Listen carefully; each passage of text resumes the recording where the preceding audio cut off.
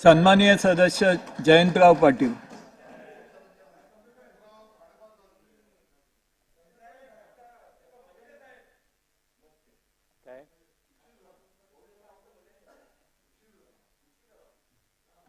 काय कुठेच थांबतच नव्हतं. महादेव जानकर साहेब आलेत समोर वर, त्यांना वंदन करून मी भाषणाची सुरुवात करतो.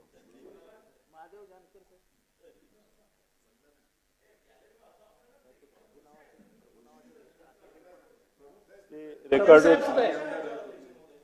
जयंतराव,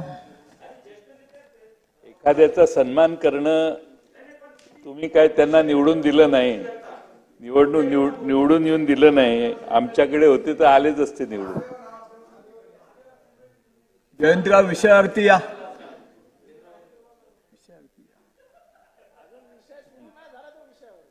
मी उद्या बोलू का?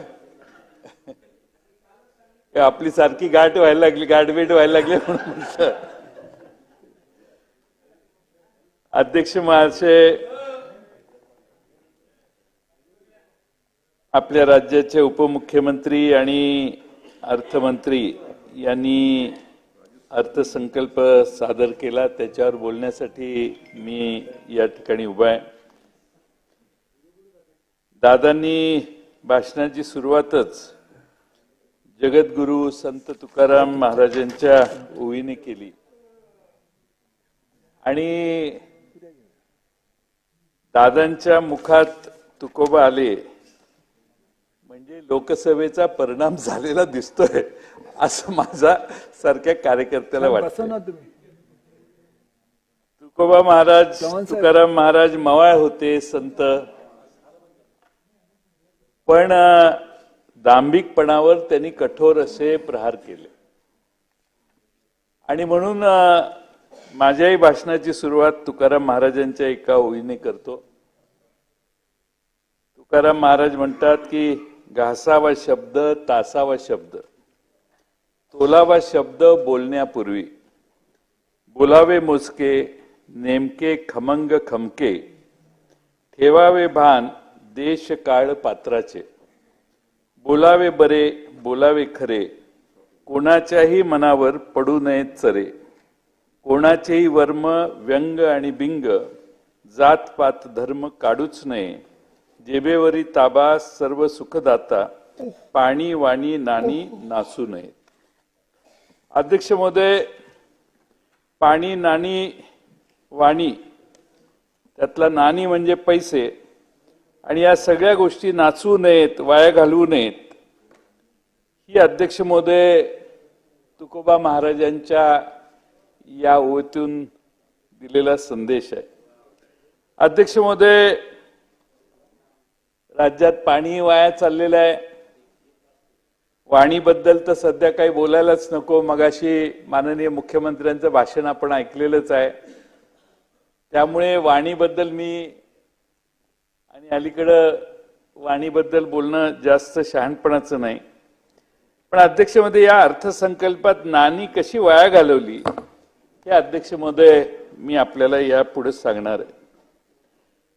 दादांनी अध्यक्ष महोदय सुरुवातीलाच सांगितलं की निर्मल वारीसाठी 36 कोटी रुपयाचा निधी दिलाय. एका सुप्रसिद्ध गाण्यातलं एक वाक्य आहे, कडवं आहे, तुला साध आली तुझ्या लेकरांची, अलंकापुरी आज भारावली, वसा वारीचा घेतला पावलांनी, आम्हा वाळवंटी तुझी सावली, गळा भेट घेण्या भीमेची निघाली, तुझ्या नामघोषात इंद्रायणी. अध्यक्ष महोदय, वारी म्हणजे काय तर इंद्रायणी आणि भीमा नदीची गळाभेट, इतकं या दोन नद्यांचं वारीमध्ये महत्व आहे. पण आजच्या घडीला इंद्रायणी नदी आणि चंद्रभागा नदी यांची इतकी वाईट अवस्था झालेली आहे की इथल्या पाणी माणसांनी पिणं तर दूरच, पण जनावरांनी पिणं देखील आता अध्यक्ष महोदय मुश्किल झालेलं आहे. आणि त्यामुळे वारीचा जो मूळ आत्मा आहे तो या दोन नद्या आहेत. त्या नद्यांसाठी या अर्थसंकल्पात दादा काही केलेलं नाही. या दोन्ही नद्यांची काळजी घेण्याची गरज आहे आणि तिथं प्रचंड प्रदूषण, पाणी थांबलेलं असल्यामुळं अनेक प्रश्न त्या ठिकाणी असतात. आणि म्हणून अध्यक्ष महोदय, माझी अपेक्षा आहे की आता एवढं सगळं केलंय तर त्या दोन नद्यांच्या स्वच्छतेसाठी एक मोहीम दादा आपण अर्थसंकल्पाच्या उत्तराच्या भाषणात जाहीर केली तर ही जी आता वारी सध्या चाललेली आहे त्या वारकऱ्यांना देखील एक दिलासा मिळेल. अध्यक्ष महोदय, मी आता अर्थसंकल्पावर येतो. माझ्याकडे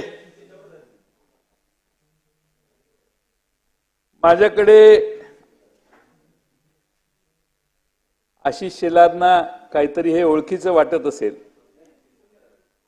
तुम्हाला दिसलं नाही तरी चालेल, त्यांना दिसलं, त्यांनी मान हलवली ना. त्यामुळे अध्यक्ष महोदय, हे संकल्प पत्र विधानसभा निवडणूक 2019 पुन्हा आणूया आपले सरकार भारतीय जनता पार्टीचं आहे. अर्थसंकल्प मांडणाऱ्यांच्याकडे दुसऱ्या दोन पक्षांनी आपले जाहीरनामे पाठवायचे असतात. आम्ही हे कमिट केलेलं आहे, हे जाहीरनाम्यात बजेटमध्ये यावं म्हणून. 44 पानाची आश्वासनं या जाहीरनाम्यात आहेत. अध्यक्ष महोदय, सगळं वाचून दाखवत नाही मी, पण एक 7-8 आश्वासनं वाचून दाखवतो. एक आश्वासन होतं 5 वर्षात महाराष्ट्र दुष्काळमुक्त करणार. फेब्रुवारी 24 मध्ये राज्यातील 2292 महसुली मंडळात 1532 महसुली मंडळामध्ये दुष्काळग्रस्त परिस्थिती आपल्याला जाहीर करावी लागेल. 5 वर्षात राज्यात 1 कोटी रोजगार निर्माण करणार. 2.5 वर्षात अध्यक्ष महोदय किमान 50 लाख रोजगार निर्माण झाले आहेत. एवढं जरी दाखवलं तर भरपूर काम होईल. महात्मा फुले, सावित्रीदेवी फुले, स्वातंत्र्यवीर सावरकर यांना भारतरत्न मिळवून देणार.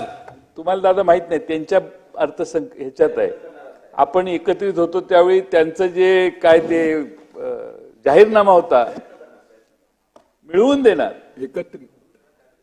त्यामुळे कुणाकुणाला दिले ते भारतरत्न, पण आमच्या महाराष्ट्रातल्या महात्मा फुलेंना देता आलं नाही, सावित्रीदेवी फुलेंना देता आलं नाही, स्वातंत्र्यवीर सावरकरांना देता आलं नाही.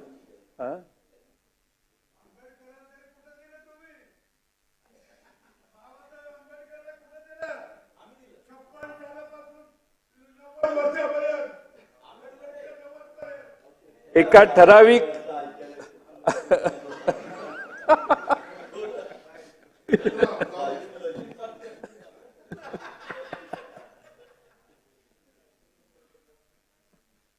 प्रत्येक विभागात टेक्नॉलॉजी पार्क सुरू करू म्हणून घोषणा, काही नाही झालं. नागपूर मुंबई बुलेट ट्रेन करणार सांगितलं, इकडे दुसरी बुलेट ट्रेन यायला लागली, पण इकडची बुलेट ट्रेन आपली सुरू नाही.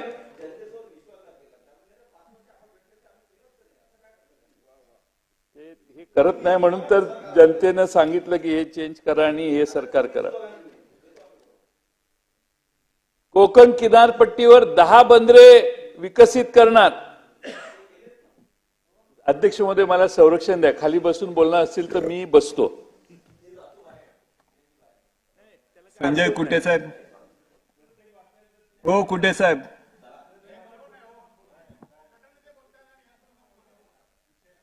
नाही नाही,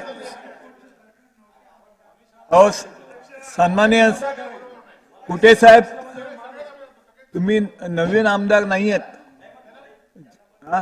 ना. अशा पद्धतीने तुम्ही हाऊसमध्ये अशा पद्धतीने आपण वागू नका, मेहरबानी करा. जयंतराव आवाड साहेब, हो आवाड साहेब, तुमचे ते जुने दोस्त. एखाद दोनदा टोकणं ठीक आहे, पण प्रत्येक वाक्याला टोकायला लागलं तर कसं होणार. आणि तुमचाच जाहीरनामा वाचतोय,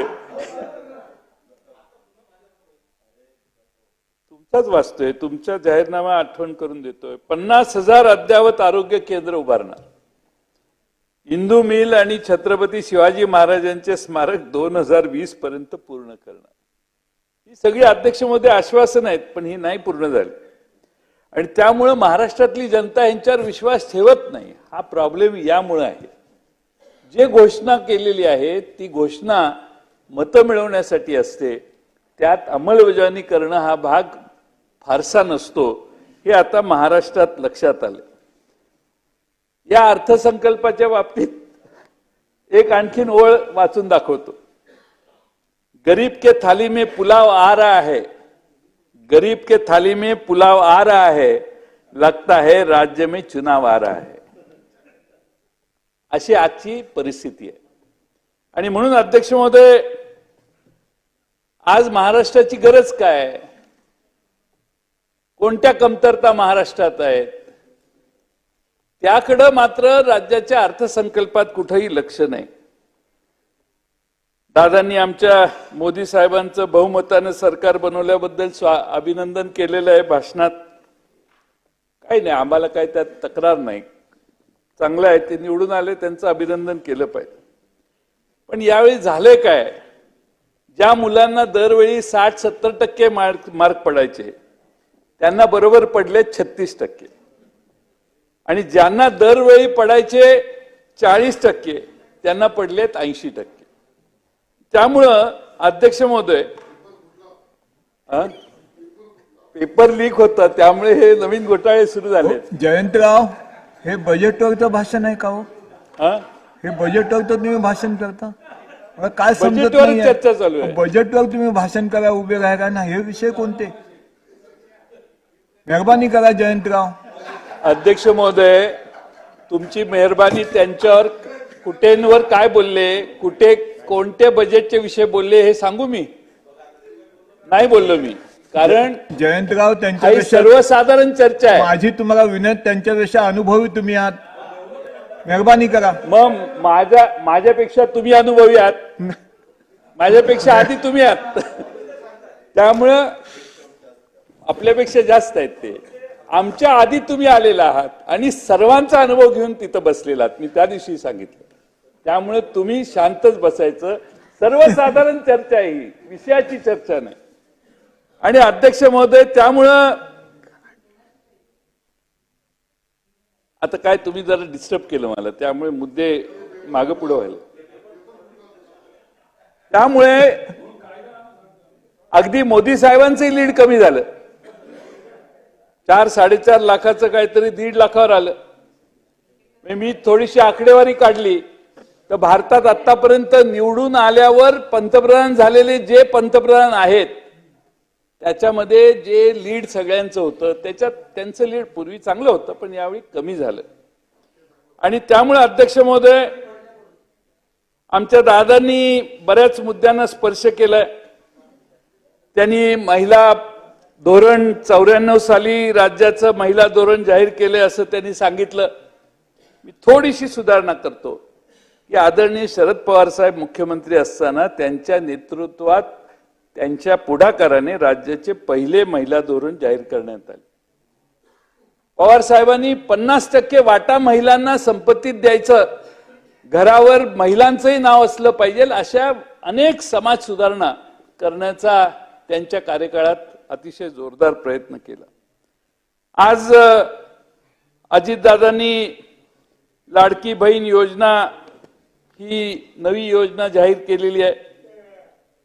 आणि शेवटी त्या योजनेची अंमलबजावणी कशी होणार, काय होणार हे आता अनुभवाने कळेलच. तुम्हीच सांगितलं, गर्दी फार उसळलेली आहे. आणि त्यामुळं त्या सगळ्या बहिणींना योग्य वाटा संपत्तीतला हा मिळाला पाहिजे. महाराष्ट्राच्या अर्थसंकल्पातला 50% वाटा आपल्या भगिनींचा त्यांच्यावर अधिकार आहे. थोडंसं दिलं तर काही बिघडत नाही, दिलंच पाहिजे. त्यामुळं आमच्या महाराष्ट्रातल्या भगिनींचा जसा घरावर 50% वाटा आहे, जशा प्रॉपर्टीवर, अगदी वारसा हक्क लावताना देखील बहिणीचं NOC नाही आलं तर तिला तेवढा हक्क जातो. त्यामुळे तसं या बजेटमध्ये बहिणींचा अधिकार आहेच आमच्या, आणि याच्यातल्या 50% बहिणींना त्यांचा वाटा देण्याची काळजी आपण सगळ्यांनी घेतली पाहिजे. मागच्या काळात अध्यक्ष महोदय, शिवराज सिंग चौहान यांनी लाडली बहीण योजना राबवली. त्या भागात, तिकडे त्या राज्यात बरीच लोकप्रिय झाली. पण शिवराज सिंग चौहानांना परत मुख्यमंत्री होता आलं नाही. एकनाथ शिंदेना ही माहिती आहे की नाही मला माहित नाही. पुन्हा ही योजनेनं त्यांच्यावर काय गंडांतर आहे हे त्यांच्या लक्षात आलेलं नाही. म्हणून त्यांनी नाही योजना मांडली, त्यांनी मांडायला लावली दादांना. पण अध्यक्ष महोदय, एक उज्ज्वला नावाची योजना वाजत गाजत केंद्र सरकारने आणलेली, बॅनर लावलेले, गॅसचे कनेक्शन सगळ्यांना दिले, सगळ्या देशाभर महिलांचे फोटो, आम्हाला उज्ज्वला गॅसने हा फायदा झाला वगैरे वगैरे वगैरे. अध्यक्ष महोदय, उज्ज्वला गॅस सगळ्यांच्याकडे पोचल्यावर 400 रुपयाचा गॅस 1200 रुपये नेला आणि 1200 रुपयाचे 800 रुपये केलं. कारण परिणाम एवढा होतो, 500 रुपयाची घोषणा होती, सगळी सिलेंडर 500 रुपयाला द्यायची घोषणा करतील दादा असं आम्हाला वाटलेलं, पण दादानी फक्त 3च सिलेंडर माफ केली. आमचं सरकार आल्यावर आम्ही ह्या सिलेंडरची महाराष्ट्रात रक्कम 500 रुपये करू, 500 रुपयाच्या वर 1 रुपया घेणार नाही.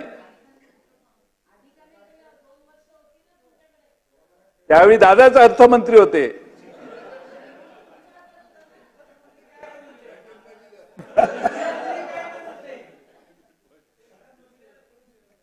तुम्ही काहीच, दादांचं होतं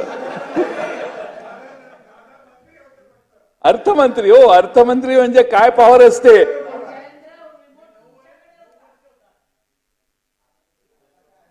त्यामुळे अध्यक्ष महोदय, गॅस सिलेंडरचे दर 1200 रुपयापर्यंत गेले. मी मगाशी सांगितलं, आता 3 सिलेंडर मोफत देण्याची घोषणा केलेली आहे.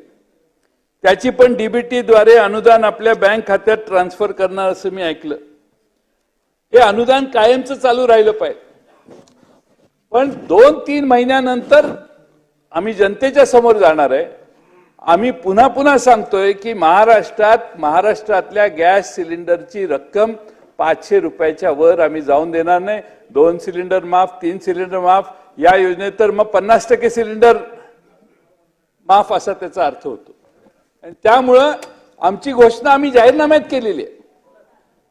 काँग्रेस पक्षाने, राष्ट्रवादी काँग्रेस, शरदचंद्र पवार पक्षाने, शिवसेनेने 500 रुपये गॅस, उबाटाने 500 रुपये गॅस ही योजना आणलेली होती. आणि आमचं सरकार ज्यावेळी येईल त्यावेळी नक्की आम्ही 500 रुपये गॅस ही योजना नक्की राबवू. अध्यक्ष महोदय, मुलींना शिक्षणात शुल्क आणि परीक्षा शुल्कामध्ये 100% प्रतिपूर्ती.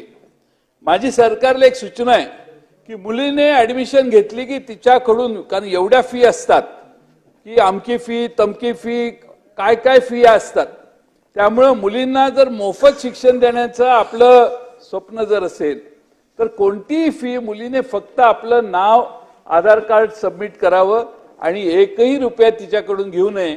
नाहीतर या खाजगी शिक्षण संस्था एवढ्या वेगळ्या प्रकारच्या फिया मुलींच्याकडून घेतात की त्याचा परिणाम देखील महिलांच्यावर होतो. मागे एक शिक्षणाचा हक्क अधिनियम 6 ते 15 वयोगटातील विद्यार्थ्यांना शिक्षण मोफत देण्याची तरतूद होती. त्यामध्ये गरीब मुलांना 25% आरक्षण आहे. त्यांची फी देण्याची व्यवस्था आपण सरकार करणार आहे. पण दादा, गेली अनेक वर्ष ती फी दिलेली नाही, थकलेली आहे. ज्या इंजिनिअरिंग कॉलेजला आपण योजना आणली आणि सबसिडाईज म्हणजे 50% काही सेक्शनना आपण सबसिडी दिली, काहींना 100% अनुदान, 100% फी माफ केली, त्यांचे देखील इंजिनिअरिंग कॉलेजचे, मेडिकल कॉलेजचे पैसे अजून सरकार देणं आहे. आपण एक आढावा छोटासा घ्या आणि आपल्या लक्षात येईल की असे कोट्यावधी रुपये हे दिले जात नाहीत आणि त्यामुळे इंजिनिअरिंग कॉलेज बंद पडतात. सिंहगड इन्स्टिट्यूट जे आहे पुण्याला, त्याच्या बाकीचे काही इश्यू आहेत माहीत नाही, पण राज्य सरकारकडून येणं त्यांचं शेकडो कोटीचं आहे. राज्य सरकारने ते दिलं नाही म्हणून ती इन्स्टिट्यूट डबघाईला आली. ही आजची परिस्थिती आहे. डबघाईला म्हणणं योग्य नाही, पण आज संकटात आहे आर्थिकदृष्ट्या.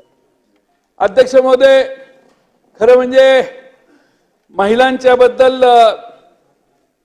आपल्याला जास्त प्रेम, आदर निर्माण झालेला दिसतोय. मंत्रिमंडळात आमच्या आदिती तटकरे शिवाय एकही मंत्रिमंडळात महिला नाही. 28 जणांचं मंत्रिमंडळ आहे आणि आमच्या त्या दोघी भगिनी तिथं बसलेल्या आहेत. आमच्या महिलांनी खरं म्हणजे सीमाताई हिरे आहेत, माधुरी मिसाळ आहेत, देवयानी फरांदे आहेत, त्या तिघी आज नाहीच आहेत, कारण हे काय यांचं लक्षच नाही त्यांच्याकडे, त्यामुळे त्या बसायचंही बंद झालं. त्यामुळं या भगिनींना मंत्रिमंडळात स्थानच नाही. आता 2 महिने राहिले. आता काय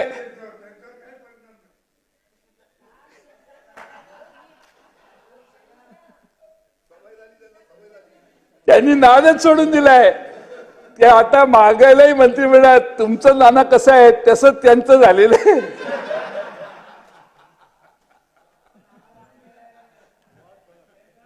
मंत्रिमंडळाची वाढ होईल.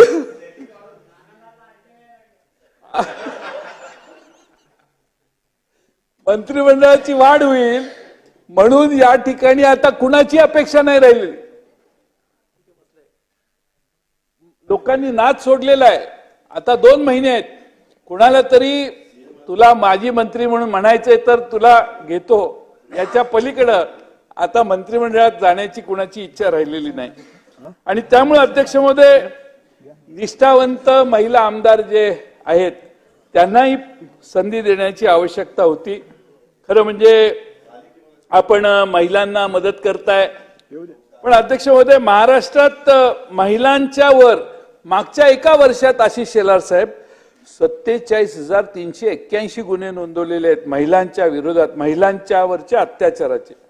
हे गंभीर गुन्हे, अनेक ह्याच्यातले गंभीर गुन्हे आहेत, पण एका वर्षात 47,381 गुन्हे महाराष्ट्रात नोंदवले आहेत महिलांच्यावरच्या अत्याचारांचे.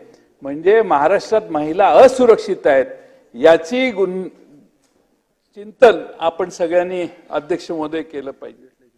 मागे एक एप्रिल 23 पासून राज्यात कन्या भाग्यश्री योजना बंद करून लेक लाडकी योजना सुरू केली. त्यासाठी 100 कोटी रुपये अर्थसंकल्पात दिलेले होते. खर्च किती झाले? 19 कोटी रुपये. 100 कोटीची तरतूद केली पण 19 कोटीच वितरित केले. त्यामुळे एकीकडे महिलांच्यासाठी योजना जाहीर करायच्या, पण जेव्हा महिला भगिनींना खरा अधिकार देण्याची वेळ येणार आहे तेव्हा मात्र त्या भगिनींना खरा अधिकार मिळवून द्यायचा नाही आणि बजेटरी तरतुदीत त्यांना जेवढं कमी देता येईल तेवढं द्यायचं, हे अध्यक्ष महोदय चाललंय. युवकांसाठी सभागृहाची वेळ 7 वाजेपर्यंत वाढवण्यात येत आहे. थँक्यू. युवकांसाठी कार्यप्रशिक्षण म्हणजे तुम्ही नक्की काय करणार आहात, त्याचे नियम, अटी, शर्ती काय काय आहे ते काहीच अजून माहिती नाही. पण अध्यक्ष महोदय, आर्थिक पाहणी अहवालानुसार मागच्या वर्षीच्या तुलनेत ग्रामीण भागात पदवीधर शिक्षण पूर्ण असलेल्या नागरिकांच्या बेरोजगारीत 1.5% वाढ झालेली आहे. अध्यक्ष महोदय, राज्य शासनाचे 2.5 लाख पदे रिक्त आहेत. अध्यक्ष महोदय, त्यांना भरती काय नाही. मुलांना, युवकांना महाराष्ट्रात भरती 70 का 75 हजार लोकांना भरती केलं असं काल परवा सांगितलं. 75,000, 1 लाख वरती आहे. त्या 2.5 लाख पदं रिक्त आहेत अध्यक्ष महोदय. आणि अध्यक्ष महोदय, खरं म्हणजे या अर्थसंकल्पात सगळ्या दुधाच्या संदर्भात शेतकऱ्यांच्या, दूध उत्पादक शेतकऱ्यांना प्रति लिटर 5 रुपये अनुदान ही जुनी योजना आहे. त्याचे पैसे झालेले नाहीत. पुन्हा त्याचा उल्लेख केलाय दादांनी भाषणात, ठीक आहे, पण पूर्वी बऱ्याच लोकांचे पैसेच दिलेले नाहीत. ते मागचे देणे किती आहे, त्याची तरतूद किती, आणि इथून पुढे आता नवी घोषणा म्हणजे या नव्या मागच्या वर्षभराचे 5 रुपयाने किती होतात, 2 महिन्याचे ते पैसे आणि पुढच्या वर्षभराचे अनुदान हे लवकरात लवकर देण्याचं काम करावं अशी माझी विनंती आहे.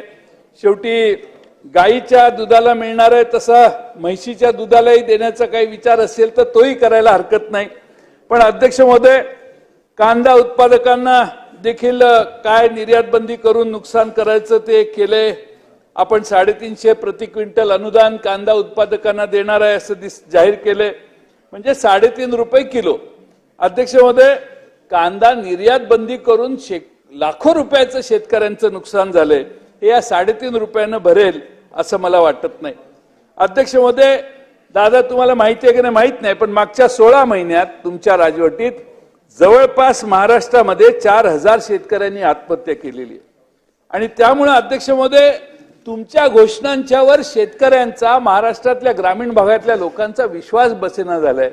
तुम्ही एखादा दिलासा देण्याची भूमिका घेतली तर शेतकरी आत्महत्येचं प्रमाण कमी व्हायला पाहिजे होतं, पण तसं काही होत नाही. आता दरवर्षी रायगडावर राज्याभिषेक सोहळा साजरा करणार आपण जाहीर केलाय. तो तर दरवर्षी होतो, ती काय नवीन नाही. दरवर्षी राज्याभिषेकाचा सोहळा जाहीर होतो, केला जातो, होतो तिथं. त्यामुळे आपण भाषणात जे सांगितलं की राज्याभिषेकाचा दरवर्षी आम्ही सोहळा करू, तो तर महाराष्ट्रातली जनता तिथं लोटते, छत्रपती शिवाजी महाराजांना वंदन करते, नमन करते, त्या ठिकाणी जाते, भक्तिभावाने जाते. त्यासाठी महाराष्ट्रातली जनता हा सोहळा नेहमीच करते आणि इथून पुढे तो हजारो वर्ष चालूच राहणार आहे.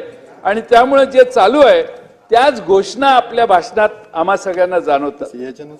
आणखीन एक महत्वाचं आहे की अर्थसंकल्पाला मी आता वेगवेगळ्या अर्थसंकल्पाला नावं देतात, त्यामुळं अध्यक्ष महोदय या अर्थसंकल्पाला बदला अर्थसंकल्प म्हणायला हरकत नाही. बदला यासाठी की ज्या दलित, आदिवासी आणि अल्पसंख्याक समाजाने तुम्हाला मतं दिली नाही त्यांना या अर्थसंकल्पात तुम्ही काहीच द्यायचं नाही असं ठरवलेलं आहे. आणि त्यामुळे अध्यक्ष महोदय भूमिका काय, तर तुम्ही आम्हाला मतं नाही दिली तर आम्ही तुम्हाला निधी देणार नाही अर्थसंकल्पात, असं त्यातनं इनडायरेक्टली आपण हिंट करताय का काय, अशी आम्हा सगळ्यांची शंका आहे.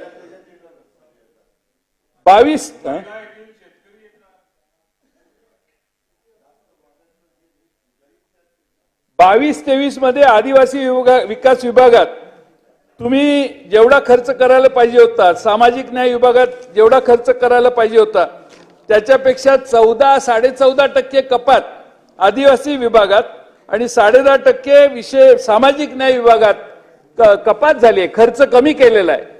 त्यामुळं दादा ह्या महाराष्ट्रात आजपर्यंत मला आठवतं की अर्थसंकल्पात पूर्वी प्लॅन नॉन प्लॅन असायचं. प्लॅन मध्ये 11% आणि 9% हे पैसे दिल्याशिवाय सभागृहात अंगावर यायची लोक. त्यामुळं ती प्रोव्हिजन कधी डायल्यूट कधी करण्यात आलेली नाही.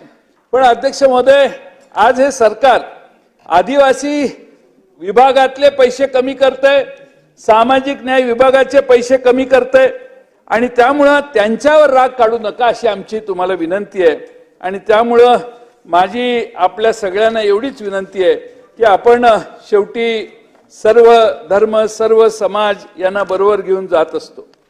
अलीकडच्या काळामध्ये खरं म्हणजे आपण आपल्या सर्वसाधारण अर्थसंकल्पामध्ये या मुंबईसाठी काही विशेष घोषणा नाही, पुण्यासाठी काही घोषणा नाही, नाशिकसाठी काही घोषणा नाही, औरंगाबादसाठी घोषणा नाही, संभाजीनगरासाठी घोषणा नाही, नागपूरसाठी घोषणा नाही, मुख्यमंत्र्यांच्या स्वतःच्या ठाणे शहरासाठी पण नाही. म्हणजे या अर्थसंकल्पात नक्की नेमकं महाराष्ट्राच्या विकासासाठी हे सगळे मुद्दे जे आहेत ते दुर्लक्षित करण्यात आले. देवेंद्रजींनी मागचा अर्थसंकल्प सादर केला होता त्यावेळी अध्यक्ष महोदय अमृत काळातील अर्थसंकल्प आहे असं ते म्हटले. अध्यक्ष महोदय 2023 साली त्यांनी ते जाहीर केलं. आता या अमृत काळाचं नक्की काय झालं हे आज दादांच्या अर्थसंकल्पात कळायला पाहिजे होतं. अध्यक्ष महोदय या परामर्श काहीतरी उल्लेख थोडा तरी पाहिजे होता. आणि अध्यक्ष महोदय देवेंद्रजींनी पंचामृत सुद्धा याच अर्थसंकल्पात दिलेलं होतं. त्या पंचामृताचं काय झालं त्याचा थोडा बहुत तरी उल्लेख पाहायला पाहिजे होता. कारण शेवटी आपण मागच्या वर्षी काय म्हटलो ते पुढच्या वर्षी विसरून नवा अर्थसंकल्प मांडणं हे तसं इनडायरेक्टली मी थोडं जास्त म्हणतोय पण अनैतिक आहे. मागं हे केलं, आता त्याचा हा रिझल्ट आला आणि आता आम्ही पुढे हे करणार आहे. ही कंटिन्युटी मला मागच्या आणि या अर्थसंकल्पात अध्यक्ष महोदय दिसत नाही. देवेंद्रजी 2013 साली आमदार होते त्यावेळी त्यांनी सांगितलेलं की दरवर्षी मागील बजेटमध्ये घोषणांचं काय झालं याचा अभ्यास करावा, त्याची एक स्वतंत्र पुस्तिका काढावी तशीच पुस्तिका आताही आपण काढावी अशी दादा माझी आपल्याला सूचना आहे. म्हणजे अमृतकाळ, पंचामृत याच्यावर जास्त लाईट पडेल, प्रकाश फेकला जाईल. आणि अध्यक्ष महोदय, एकंदरीतच मगाशी काहीतरी उद्योगाबद्दल श्वेतपत्रिका म्हटली, तसं मला असं वाटतं की महाराष्ट्राची आर्थिक परिस्थिती काय आहे, आपण काय बोजा घेतोय, किती कर्ज आहे, कर्ज 7 लाख काहीतरी असेल, तर त्या सगळ्याचे एक छोटीशी श्वेतपत्रिका काढायला वेळ मिळाला. आता वेळ कमी आहे, पण अधिवेशन झाल्यानंतर श्वेतपत्रिका काढा आणि श्वेतपत्रिका काढून महाराष्ट्राला त्याची माहिती द्या अशी आमची विनंती आहे. आता मागच्या वर्षी मोदी आवास योजनेचा प्रारंभ केला राज्य सरकारने. तुम्ही 3 लाख घरकुल देणार अशी घोषणा केली. प्रत्यक्षात मी माहिती काढली तर घरं किती, 3 लाखाच्या जागी 11,375 घरं बांधून झाली. 19-20 मध्ये आपल्यावर 4,51,000 कोटी कर्ज होतं. आता ते 23-24 मध्ये 7,82,000 कोटीवर गेले. अध्यक्ष महोदय, प्रत्येक महाराष्ट्रातल्या नागरिकाच्या डोक्यावर किती कर्ज आहे आता, हे 7,82,000 धरलं तर 82,941 रुपयाचं कर्ज आहे. म्हणजे 2022-23च्या तुलनेत या दरडोई कर्जात तब्बल 12,500 रुपयाची वाढ झालेली. हे महाराष्ट्राचं कर्ज. पण अध्यक्ष महोदय, केंद्र सरकारने आपल्यावर 210 लाख कोटी रुपयाचं कर्ज काढले. त्याचं दरडोई बोजा प्रत्येक महाराष्ट्रातल्या, भारतातल्या माणसावर 2.25 लाख रुपयाचा आहे. म्हणजे आपण चढवलेले 62,000 रुपये त्याच्या डोक्यावर, आणि भारतातल्या प्रत्येक माणसावर, लहान काल जन्मलेल्या बाळावर पण आज 2 लाखाचं कर्ज आहे. आणि त्यामुळे अध्यक्ष महोदय, मी तुटीत वाढ झालेली आहे, बाकीच्या सगळ्या गोष्टी आहेत. राजकोषीय तूट ही 1,10,355 कोटी रुपयावर गेलेली आहे. अध्यक्ष महोदय, यामध्ये मी आपल्याला एक महत्वाचा मुद्दा या राजकोषीय तूट आणि बाकीच्या मुद्द्यावर सांगेन. अध्यक्ष महोदय, आपली महसुली तूट जी आहे ती 22-23 ला 1936 कोटी रुपयाची होती. आणि अध्यक्ष महोदय, आता महसुली तूट आपली 20,000 कोटी रुपयाची झालेली. आणि जी कर्ज आणि इतर दायित्व, बॉरोइंग्स जे आहेत, ती 22-23चा अर्थसंकल्प दादांनी मांडला त्यावेळी 54,000 कोटी रुपयाची होती. त्याच्यात 67,000 कोटी रुपयाची वाढ झाली. आणि आम्ही 23-24चे सुधारित अंदाज 1,11,000 कोटी रुपयापर्यंत पोहोचलो. म्हणजे 120% वाढ आम्ही केली कर्जात. म्हणजे सरकार आपण बॉरोइंग करूनच चालवतोय की काय, आपण कर्ज काढून सरकार चालवतोय असा त्याचा इनडायरेक्टली अर्थ आहे. तुमची टक्केवारी बरी आहे ते ठीक आहे, पण तुम्ही एवढे मोठं बॉरोइंग एकेका वर्षाला करताय. म्हणजे कर्ज आणि इतर दायित्व 23-24चा सुधारित अंदाज 1,11,000 कोटी, आणि या वर्षी 95,000 कोटी होता तो 1,11,000 कोटी झाला. आता 99,000 कोटी झालाय. म्हणजे 1,20,000 कोटी पर्यंत हा बॉरोइंग जाईल अशी मला खात्री आहे. आणि त्यामुळे अध्यक्ष महोदय, फिस्कल डिफिसिटी आता राजकोषीय तुटी वाढलेली आहे. आणि अध्यक्ष महोदय, एक महत्वाचं आहे, दादा तुम्ही तुमच्या सचिव आलेत का माहित नाही, तुमचे वित्त सचिव आलेत का इकडं, पण अध्यक्ष महोदय त्यांना माहिती विचारा. बजेटरी सरप्लस, आता बजेटरी सरप्लस हे -11,299 कोटी दाखवलेले. कुठल्या हेड खाली दाखवलं? पैसे जेवढे आहेत त्याच्यापेक्षा जास्त पैसे खर्च केले, हे कसं शक्य आहे? जेवढे तुमच्याकडे पैसे आहेत त्यापेक्षा जास्त तुमचे खर्च झालाय असं या आकड्यावरून दिसतंय. तुम्ही 11,299 कोटी रुपये, हे आपल्याला काय प्रिंटिंग मशिनरी नाही आहे, आपल्याकडे नोटा प्रिंट करायची व्यवस्था नाही आहे. आणि त्यामुळं आजपर्यंत हे -11,299 हे झाले. एस्टिमेट कमिटी सभागृहाचं काय काम चाललंय मला हेच कळत नाही. अलीकडं एस्टिमेट कमिटी एस्टॅब्लिश झाली आहे का? एस्टिमेट कमिटीने हे बजेटरी सरप्लसच्या ठिकाणी मायनस आकडे यायला लागलेत, याच्यावर एक्सप्लेनेशन विचारलं का? एस्टिमेट कमिटीचा चेअरमन कोण आहे, त्यांनी काय याच्यावर काही अभ्यास केलाय का? याच्या बाबतीत थोडा अध्यक्ष महोदय काही ना नाही तर मग प्रिव्हिलेज मोशन आणायला लागेल अशी परिस्थिती आहे अध्यक्ष महोदय. त्यामुळे एस्टिमेट कमिटीने याच्यात काम केलं पाहिजे. माझ्यासारख्याला वाटतं की हे हायएस्ट ऑर्डरची इनकॉम्पिटन्स आहे हा. आणि त्यामुळे अध्यक्ष महोदय इतके आपण आता समजा बीएमसी आहे तिथं ते हे आहेत प्रशासक नेमले आपण, तिथं लोकनियुक्त बॉडी नाही. इथल्यासारखंच तिकडेही मोठं बजेट आहे, तो एकटाच मालक आहे, तोच बजेट सादर करतो, तोच पैसे खर्च करतो मुंबई महानगरपालिकेचे. जोपर्यंत मुंबई महानगरपालिकेत बॉडी नेमत नाही, इलेक्शन घेत नाही आपण, तोपर्यंत सभागृहात इथं आपण लोकनियुक्त आहोत इथं तरी मांडा. अकाउंटेबिलिटीच नाही आहे सिस्टीमला आपल्या. त्यानंच त्या आयुक्ताने काही हजार कोटी रुपयाचा बजेट मांडायचं आणि त्यांनीच खर्च करत बसायचं. आणि मग नगरविकास खातं ज्याच्याकडे असेल त्याच्या फोनवर बाकीच्या सगळ्या इन्स्ट्रक्शन तिथं करायच्या. त्यांनी तिकडे काय कार्यक्रम करायचा हा वेगळाच आहे, तो विषयावर बोलणं म्हणजे अजून एक तासभर होईल. त्यामुळे अध्यक्ष महोदय आपण थोडंसं सगळं संविधान गुंडाळून आपण कामकाज करतोय का. आणि दादा हे अतिशय गंभीर आहे. आणि मला कदाचित माझं नॉलेज कमी असेल तर मला माहित नाही, पण बजेटरी सरप्लस मध्ये 11,299 कोटी मायनस दाखवले. हे कुठल्या हेड खाली दाखवले, कुठे प्रोव्हिजन केली आहे,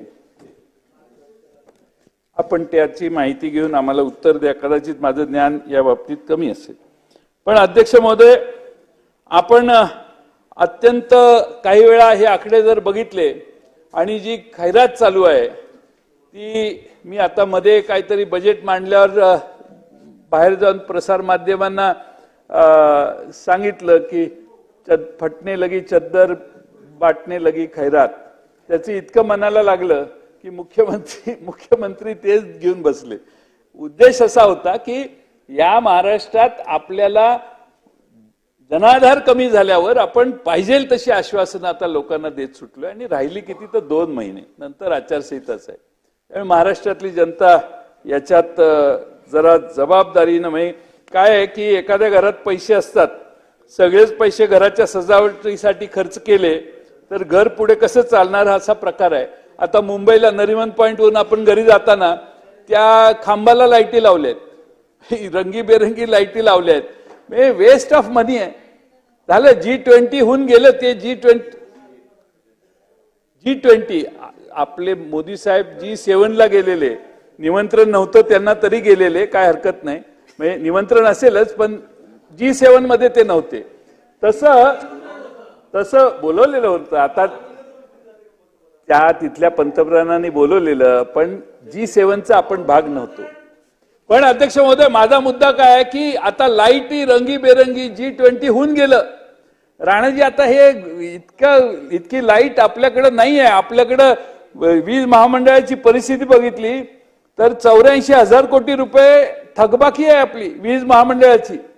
84,000 कोटी रुपयाची थकबाकी आहे. आणि महाराष्ट्रात मुंबईत दिवे इतके आपण विनाकारण वेस्ट ऑफ एनर्जी करतोय, याचं अध्यक्ष महोदय भान ठेवण्याची गरज आहे. आणि त्यामुळे अध्यक्ष महोदय मी एवढंच म्हणेन की लबाडा घरचं आवतन जेवल्याशिवाय काही खरं नाही अशी एक म्हण आहे. घोषणा भरपूर आहेत, पण जोपर्यंत आमच्या सुनील शेळकेपर्यंत ते पोचत नाही तोपर्यंत सुनील शेळकेला त्याच्यावर विश्वास वाटणार नाही. म्हणजे महाराष्ट्रातल्या जनतेला म्हणतोय, तुमचं नाव घेतलंय. पण अध्यक्ष महोदय माझी आपल्याला विनंती आहे की आपली दुसरी परिस्थिती काय आहे. 11 जिल्ह्याचं दरडोई उत्पन्न देशाच्या दरडोई उत्पन्नापेक्षा कमी आहे. महाराष्ट्रातल्या पर कॅपिटा एक्सपेंडिचर हे अध्यक्ष महोदय राजस्थानपेक्षाही कमी झालेलं आहे ग्रामीण भागातलं. हे मी नाही सांगत, मोदी साहेबांच्या भारत सरकारचे आकडे आहेत. त्यामुळे राजस्थानपेक्षाही तुम्ही ग्रामीण भागात पैसे खर्च कमी करताय. तुमचं लक्ष फक्त मुंबईसाठी असेल तर मुंबईलाही काही मिळत नाही. आणि ग्रामीण भागातला खर्च राजस्थानपेक्षा आपला खाली गेलाय. म्हणजे याचा विचार करा की आपण काय कशा पद्धतीचं राज्य चालवतोय. आता मध्ये त्या अर्थमंत्री निर्मला सीतारामन म्हटल्या ताई की माझ्याकडे पैसे नसल्यामुळे मी लोकसभेची निवडणूक लढवणार नाही. आता अर्थमंत्र्यांकडेच जर पैसे नसतील तर सामान्य नागरिकांच्याकडे इतक्या महागाईत पैसे कुठून. अर्थमंत्र्यांनी खरं म्हणजे निवडणूक लढवली नाही, मला हे कळलं नाही खरं म्हणजे त्यांनी जर एकनाथ शिंदे साहेबांच्या पक्षाकडे उमेदवारी मागितली असती तर पैसे नाहीत हा विषय त्यांच्यासाठी गौण झाला असता. ते आपोआप काळजी घेण्यात आली असती. त्यामुळे त्यांनी निर्मला सीतारामनना आता नंतर कळायला लागलं की कसं कसं पैशाचा महापूर महाराष्ट्रात आला आणि त्यामुळे त्या आता म्हणायला लागलेल्या आहेत की अरे मैं एकनाथ शिंदे अच्छा था, वो तो बहुत मजबूती से पीछे हमारे सपोर्ट में रहते थे. तर त्यामुळे आता आज इतका प्रचंड पैशाचा पूर महाराष्ट्रात लोकसभेच्या निवडणुकीत आपण सगळ्यांनी बघितलाय. अध्यक्ष महोदय, आर्थिक विकासाचा दर कमी झाला, त्याच्यात वेळ घालवून मी तुमचा वेळ घेत नाही, पण आपण पर कॅपिटा इन्कम जी 6व्या स्थानावर आलोय असं ते झालं. अध्यक्ष महोदय, वस्तुस्थिती काय आहे? वस्तुस्थिती ही आहे की आपण गुजरातच्या नेहमी वर असायचो. देवेंद्र फडणवीस साहेब जेव्हा मुख्यमंत्री झाले त्याच्या दुसऱ्या 1 वर्ष मध्ये गेलं आणि 3ऱ्या वर्षी गुजरात आपल्या राज्याच्या पुढे गेले. हे मी नाही सांगत, केंद्र सरकारची आकडेवारी सांगते. आणि त्यामुळे अध्यक्ष महोदय, या वर्षी तर पहिल्या 8त मागच्या वर्षी गुजरात नव्हतं, आपण 6व्यावरच होतो. पण या वर्षी काय झालं तर गुजरात एकदम 8च्या मागनं येऊन 5व्या स्थानावर आलं. त्यामुळे अध्यक्ष महोदय, गुजरात इतक्या वेगानं पुढं जायला लागलेलं आहे. आणि त्यांची आणि आपली जी दरडोई पर कॅपिटा इन्कमची तुलना आहे ही जर बघितली तर अध्यक्ष महोदय, गुजरात 16-17 सालापर्यंत आपण त्यांच्या पुढे होतो. पण त्यानंतर जी पिछेहाट महाराष्ट्राची झाली ती खरी आमची सगळ्यांची खर्च आहे. आणि या 10 वर्षात 7.5 वर्ष डबल इंजिनचं हे सरकार महाराष्ट्रात आहे. आणि त्यामुळे अध्यक्ष महोदय, आपण या निमित्तानं आपल्या बरोबरची राज्य, आपल्या मागची राज्य पुढे जातात ही आमची खंत आहे. आणि त्यामुळे याच्यात अध्यक्ष महोदय, सरकारने याच्यात लक्ष घेतलं पाहिजे, दिलं पाहिजे. असेट क्रिएशन झालं पाहिजे. आपण नेहमी म्हणतो भांडवली खर्च झाला पाहिजे, एम्प्लॉयमेंट क्रिएशन जनरेशन व्हायला पाहिजे. पण अध्यक्ष महोदय, आता इकडे काय आहे, टक्केवारी जनरेशन चालू आहे, कमिशन जनरेशन चालू आहे. अध्यक्ष महोदय, या ठिकाणी असेट जनरेशनचा, असेट क्रिएशनचा प्रॉब्लेम इश्यू नाही, एम्प्लॉयमेंट जनरेशनचा इश्यू नाही. आता तर इलेक्ट्रल बॉन्ड पण सरकारने सुप्रीम कोर्टाने रद्द केलेत. त्यामुळे काही अडचण झाली असेल, नाही असं नाही. अध्यक्ष महोदय, राज्यपालांच्या अभिभाषणात 424 रोजगार मेळाव्यातून 25,000 तरुणांना रोजगार मिळाला म्हणून राज्यपालांनी भाषणात सांगितलं होतं. अध्यक्ष महोदय, सरासरी काढली तर या एका मेळाव्यातून 59 तरुणांना रोजगार मिळाला. आणि मेळाव्याला खर्च किती? 6 ते 7 कोटी रुपये. एक अजून उपक्रम आहे, शासन आपल्या दारी. किती दादा पैशाची उधळण. तुमचा स्वभाव नाही असं वायफळ खर्च होऊन द्यायचा, पण आता काय तुमचं काही चालत नाही, हा प्रॉब्लेम आहे. ह्या दोघांच्या पुढे आपल्याला काय बोलता येत नाही. त्यामुळे इतकी पैशाची उधळपट्टी, 7-7, 8-8 कोटी. आणि सगळ्या जिल्ह्यातली बस भरून सगळे गोरगरीब आणायचे, अधिकारी आणायचे, त्या अंगणवाडीच्या सेविकांना तुमचा त्रास एवढा, त्या बचत गटातल्या ग्रुपना, महिलांना कंपल्सरी बसलंच पाहिजे बसमध्ये त्यांनी. आणि सगळे गोळा करायचे आणि जिल्ह्यातल्या एका ठिकाणी बोलवायचे. 7-8 कोटी रुपये खर्च. आणि काय तर क्लार्कने किंवा नायब तहसीलदारांनी किंवा तहसीलदारांनी जे सर्टिफिकेट द्यायचे त्या सर्टिफिकेटचं वाटप करायला मुख्यमंत्री आणि उपमुख्यमंत्री जाऊन उभे राहतात आणि त्याला ती सर्टिफिकेट वाटप करतात. आणि यांचा शासन आपल्या दारी येईपर्यंत कोणालाही सर्टिफिकेट 15 दिवस देत नाही. आणि ती मग बिचारी सगळे गोळा होतात तिथं सर्टिफिकेट मिळायला म्हणून. आणि त्यामुळं कोट्यावधी रुपये, दादा तुम्ही चौकशी करा किती कोट्यावधी रुपये खर्च चालू आहे ह्या शासन आपल्या दारीमध्ये. त्या रोजगार मेळाव्यात पण तुम्ही चौकशी करा किती पैसे खर्च करायचे. ही गरज नाही आहे. ऍक्च्युअली रोजगार मिळाला पाहिजे. तुम्ही त्या ठिकाणी शासन आपल्या दारी ही करण्याची गरजच नाही. मागच्या काळात इतक्या मोठ्या प्रमाणात कामं चाललेली होती, पण असं कधी झालं नाही. मेळावे घ्या, मेळाव्याला बंदी नाही, पण खर्च किती करताय. सगळ्या जिल्ह्याला एका ठिकाणी ओढून आणायचं आणि त्या ठिकाणी कार्यक्रम करायचे.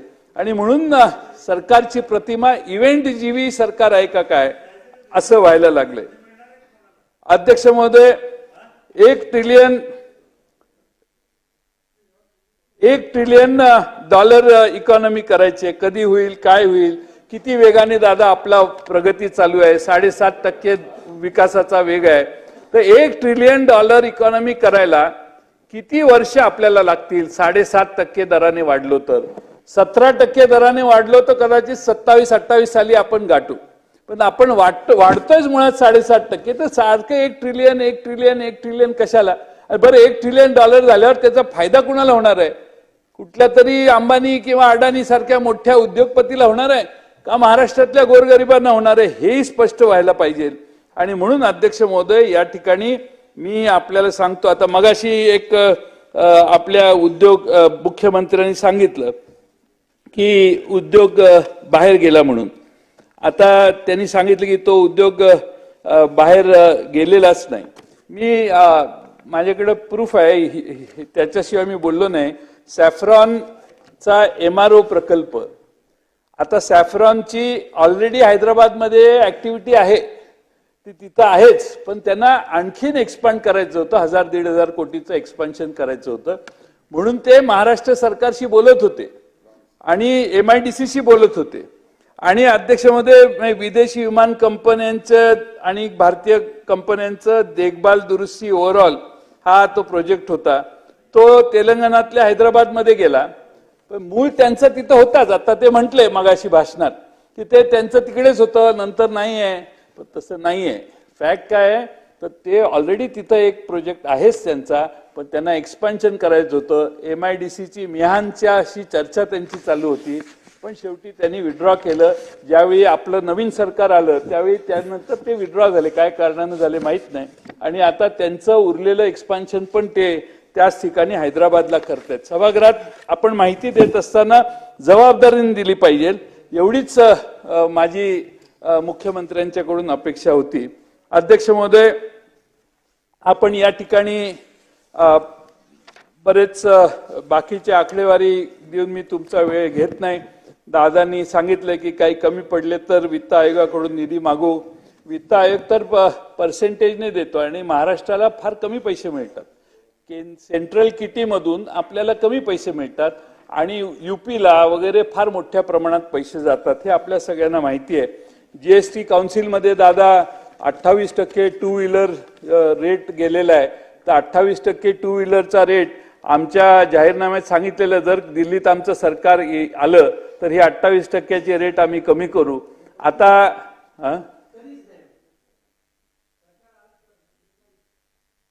ठीक आहे, नाही तर नाही, तुम्ही करा. पण तुम्ही भातखळकर साहेब, तुमच्याबद्दल मी का मुद्दामून अलीकडे बोलत नाही तर मला माझ्या मनात दुःख होतंय की माझा एक जुना मित्र, निष्ठेचा मित्र, प्रामाणिकपणाने तिकडे राहिलेला, पण त्याला न्याय ह्यांनी दिला नाही. आणि त्यामुळं अन्याय किती. आणि हे नवीन पाहुणे येऊन बसल्यामुळे तर तुम्हाला काय बाबा, म्हणजे ते बघा मागे कसे हसतायत गालातल्या गालात.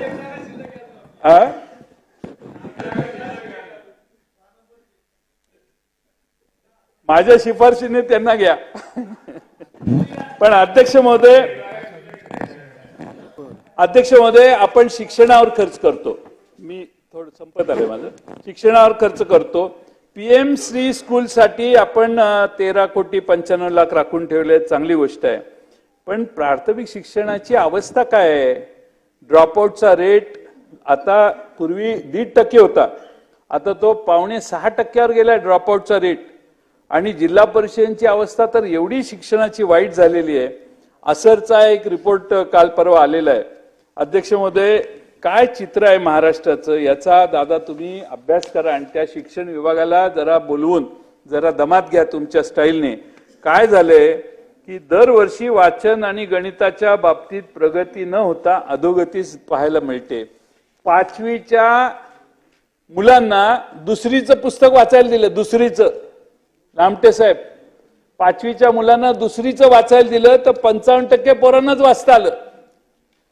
आणि 8वीच्या मुलांना दुसरीचं पुस्तक दिलं तर फक्त 76% मुलांनी वाचन केलं. म्हणजे दुसरीचं पुस्तक 8वीत गेल्यावरही वाचता येत नाही, 5वीतही गेल्यावर वाचता येत नाही, अशी 25% किंवा 50% मुलं जर वर्गात असतील तर मग जिल्हा परिषदेच्या शाळांची परिस्थिती काय याचा जरा आढावा राज्य सरकारने घ्यावा अशी माझी विनंती आहे प्राथमिक शिक्षकांचा. कॉम्प्युटर नाहीत बाकीचे काय, आता हे एक शाळा PM श्री स्कूल, राष्ट्रीय PM श्री स्कूल, आता केंद्र सरकारच्या योजना राबवण्यापेक्षा दादा आपल्याला महाराष्ट्रात काय गरजेचं आहे, जे महत्वाचं आहे ते आपण महाराष्ट्रात राबवू. आता हे एक कुठली तरी शाळा असेल PM श्री स्कूल, त्याला 13 कोटी रुपये देणार, पण महाराष्ट्रातल्या जिल्हा परिषदांच्या अवस्था काय आहे याकडे मात्र सरकार दुर्लक्ष करतंय. आणि म्हणून महाराष्ट्राचे स्पेसिफिक प्रश्न हुडकून काढा आणि त्यासाठी पैसे खर्च करण्याचा, म्हणजे शाळा खोल्या सुधारा. तुम्ही सांगली जिल्ह्यात दादा येऊन बघा, मी मॉडेल स्कूलचा कार्यक्रम मॉडेल स्कूलचा कार्यक्रम राबवला. मी पालकमंत्री होतो त्यावेळी. त्या 2.5 वर्षामध्ये अध्यक्ष महोदय जवळजवळ 600 शाळा, प्रतापराव सरनाईक साहेब तुम्ही माझ्या जिल्ह्यातून कुठल्याही शाळेच्या गावावर बोट ठेवा आणि त्या शाळेत जाऊन बघा, त्या शाळेच्या उत्तम शाळा आहेत, अतिशय चांगला दर्जा. महाराष्ट्रातल्या कुठल्याही जिल्ह्यात एवढ्या शाळा चांगल्या दिसणार नाहीत. त्या माझ्या जिल्ह्यात सांगलीला तुम्ही प्राथमिक आरोग्य केंद्र स्मार्ट PHC म्हणून मी एक योजना राबवली आहे. सगळ्या स्मार्ट PHC मध्ये सगळ्या व्यवस्था उत्तम आहेत आणि प्राथमिक शाळा आता 700 750 पैकी एक 500 झालेल्या आहेत, उरलेल्या 200 या वर्षी पुढच्या वर्षी होतील.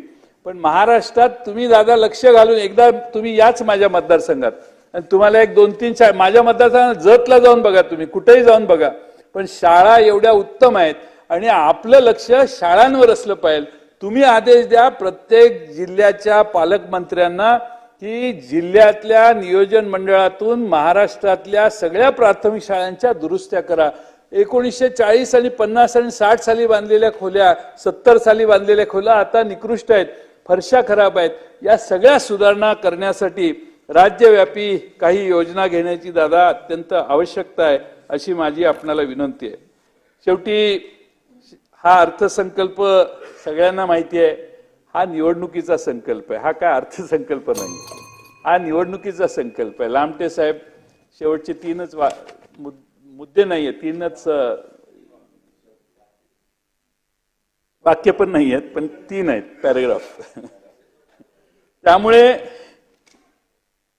अर्थसंकल्प नाही आहे, निवडणुकीचा संकल्प आहे. चॉकलेट दिलेलं आहे, गाजर म्हणणार नाही मी, पण चॉकलेट आहे, गोड गोड लागतंय, लागायला गोड आहे, त्यात काय हे नाही. पण अध्यक्षमध्ये जनता फार हुशार आहे महाराष्ट्रातली. राजा का एवढा उदार झालाय हे महाराष्ट्रातल्या जनतेला कळलेलं आहे.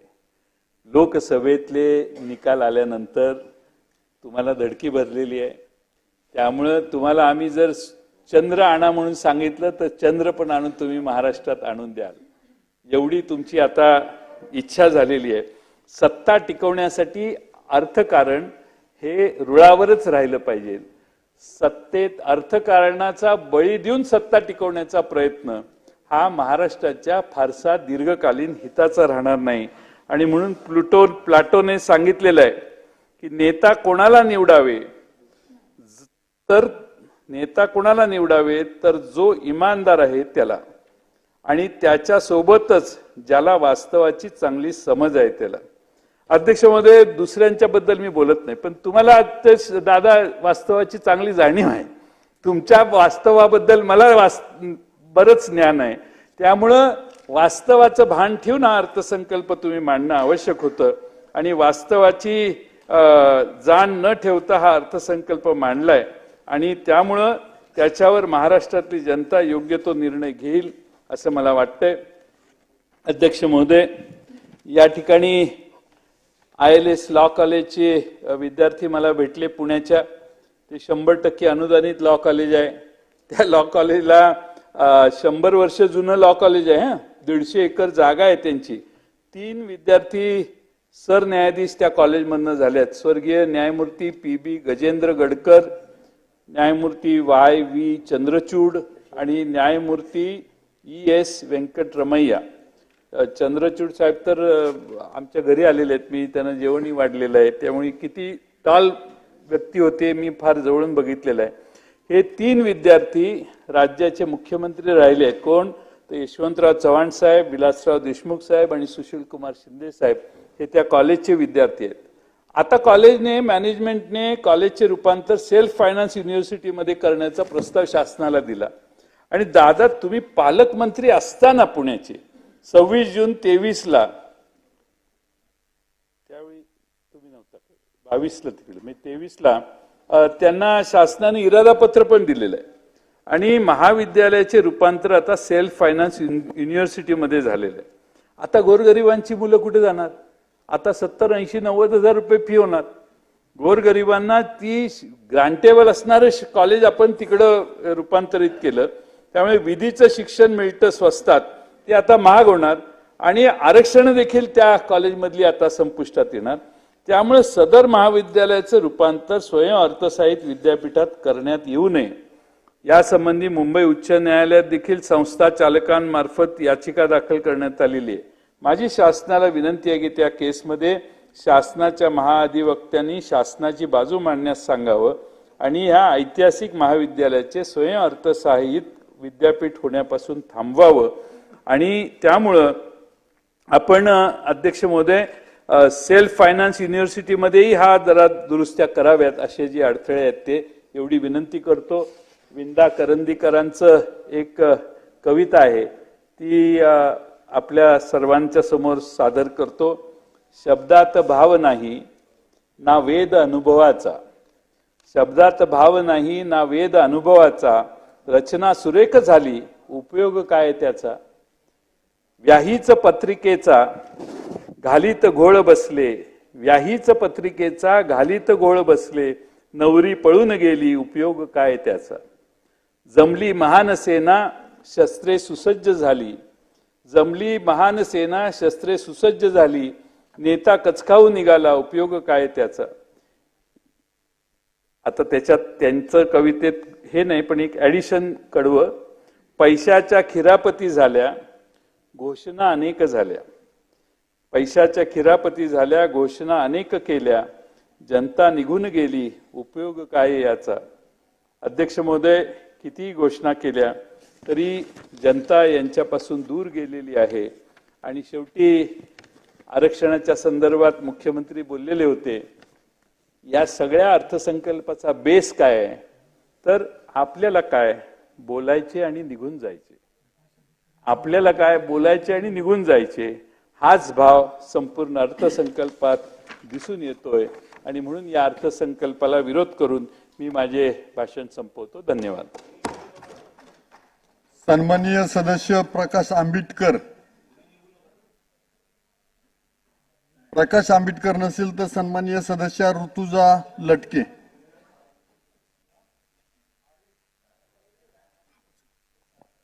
धन्यवाद अध्यक्ष महोदय.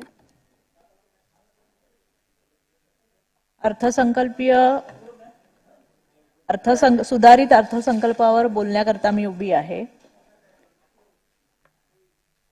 आयुष्यमान भारत प्रधानमंत्री जन आरोग्य योजनेची घोषणा करून रुग्णांना 1.5 लाखाहून 5 लाखापर्यंत मोफत उपचार देण्याचा निर्णय शासनाने घेतलेला आहे.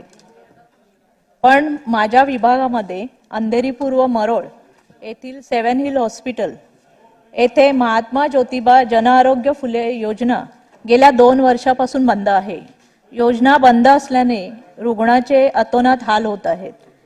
माझ्या विधानसभेत 7 हिल आणि होली स्पिरिट हॉस्पिटल या दोन्ही रुग्णालयात या योजना अजूनही बंद आहेत.